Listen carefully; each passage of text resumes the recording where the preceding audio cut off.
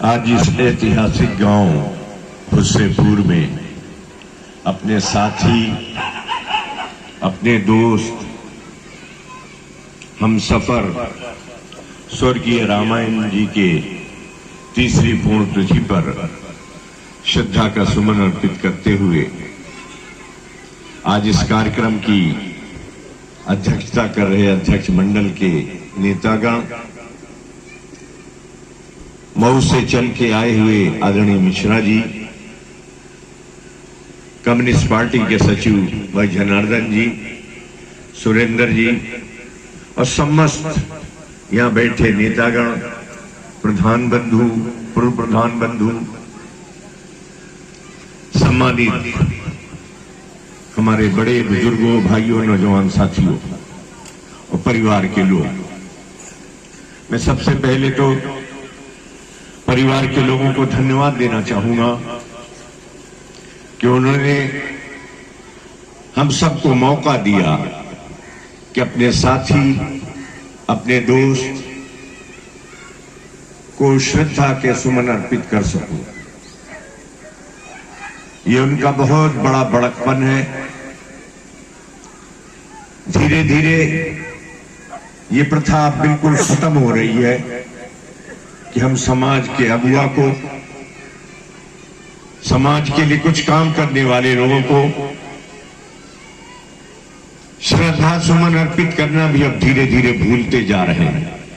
जितना हम आधुनिकता की तरफ आगे बढ़ रहे हैं, उतने हमसे ये पुरानी विरासत छूटती जा रही है। इसके लिए मैं आभारी हूं परिवार का और धन्यवाद देता हूं कि आपने उस महान नेता को जिंदा रखा और हम सबको अपने श्रद्धा के सुमन अर्पित करने का मौका दिया। हम आपको विश्वास दिलाते हैं कि भाई रामायण जी हमारे साथी थे, दोस्त थे, हम सफर थे। उन्होंने जो कुछ हम सबको सिखाया है या समाज को दिया है, हम सबका धर्म बनता है कि उन तमाम अच्छे रास्तों का हम अनुकरण करें, अपने बच्चों को भी बताएं और उन्हें भी उस रास्ते पे लेके चलने की कोशिश करें। आज देश बड़ी विकट परिस्थितियों से गुजर रहा है। अभी कुछ दिनों पहले तक संविधान खतरे में है, संविधान खतरे में है नेतागण कर रहे थे।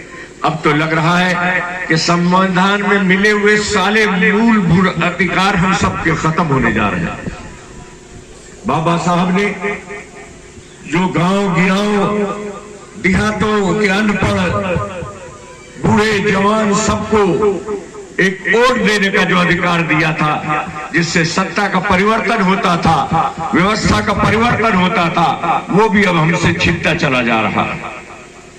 और आज तक हम सबने यही सुना था कि धन की लूट होती है, डकैती होती है, सामान की डकैती होती है, लेकिन अब हमारे वो मूलभूत अधिकार और सबसे पावरफुल अधिकार जिससे बड़े बड़े नेता हमारे आपके दरवाजे पे हमसे हाथ जोड़ने, विनती करने आते थे, वो अधिकार, वो नियमत, वो ताकत भी ये डकैत हमसे अब छीन रहे हैं।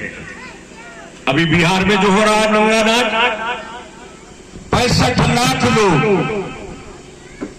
मात्र 1 साल के अंतर पर, आप याद करेंगे, माफ करेंगे समय ज्यादा लिया हमारे साथियों ने, मैं 2 मिनट में अपनी बात खत्म कर रहा हूं कि 24 में भी चुनाव हुआ पार्लियामेंट का, उसी वोटर लिस्ट पे भारतीय जनता पार्टी के एमपी जीत के आ रहे हैं और उसी वोटर लिस्ट में अब 65 लाख लोग फर्जी आ जा रहे हैं।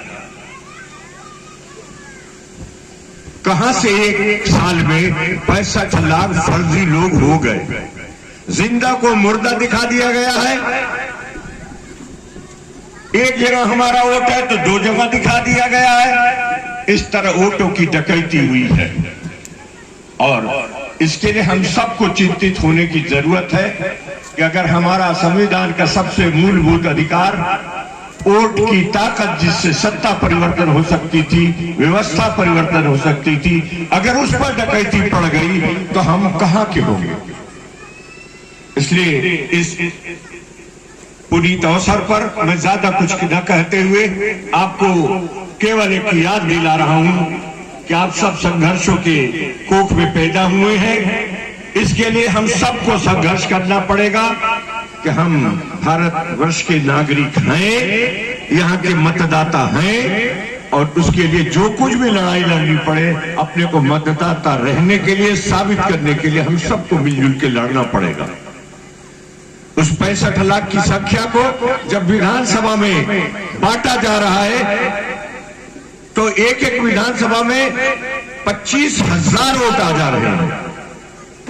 एक विधायक को हराने के लिए 25,000 वोट तो बहुत होता, कम होंगे जो 25,000 से चुनाव जीतते हो। ऐसी डकैती हो रही है और उस डकैती को करने के लिए हमारी चुनाव आयोग की संस्था जो बेदाग कही जाती थी, निष्पक्ष कही जाती थी, ईमानदार कही जाती थी, उस पे भी सवालिया निशान, एक बहुत बड़ा सवालिया निशान लगा हुआ है। गलत हमारे कहने को कहा जा रहा है तुम गलत का सबूत दो, और इससे बड़ा सबूत क्या है? क्या एक साल पहले वो लोग सब सही थे और एक साल बाद वो गलत हो गए? ये कैसे मान लिया जाए? फिर गलत वोटों से वहां से एमपी भी जीत के आए हैं और आपके दल के बड़ी संख्या में जीत के आए हैं।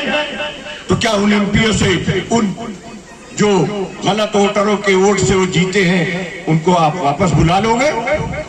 नहीं, वो हमारे और आपके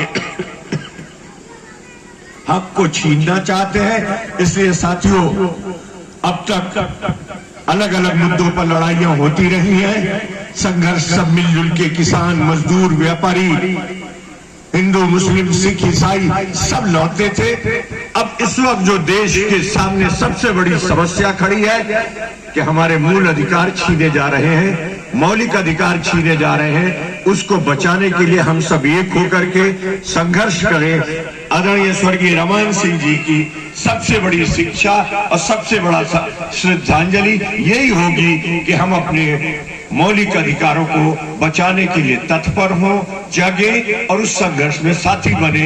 इन्हीं शब्दों के साथ आप सबको धन्यवाद देते हुए, परिवार को बहुत बहुत धन्यवाद कहते हुए और ये विश्वास दिलाते हुए कि आदरणीय रामायण जी तो नहीं है हम सबके बीच, लेकिन हम आपके हैं और आपके रहेंगे। कभी भी आपको कोई इस सेवा के लायक कोई सेवा का अवसर समझ में आए तो अपना समझ के अवश्य याद कीजिएगा।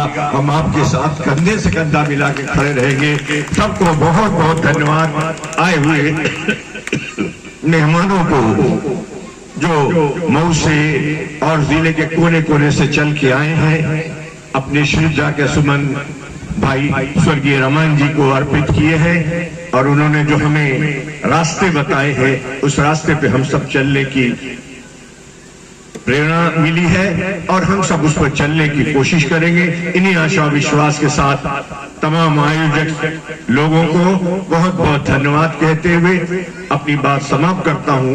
पुनः अपने दोस्त, अपने साथी रामायण जी को श्रद्धा के सुमन अर्पित करते हुए जय हिंद, जय भारत, जय समाज।